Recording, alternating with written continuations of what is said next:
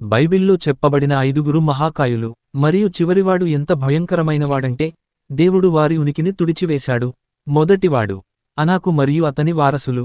మోషే పంపిన గూఢచారులు వారిని చూసినప్పుడు, వారి ముందు మేము మిడతల వలె ఉన్నాం అని ఏడ్చారు.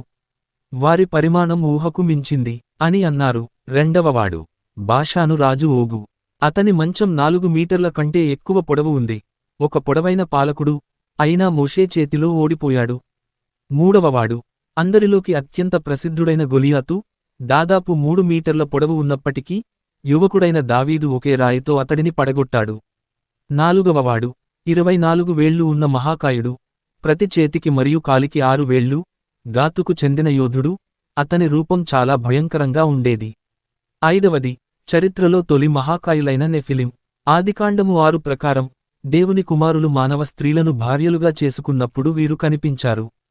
వారి ఉనికి చాలా అసాధారణంగా, భయంకరంగా ఉండటంతో, దేవుడు వారిని భూమి నుండి తుడిచివేయడానికి జలప్రళయాన్ని పంపాడు.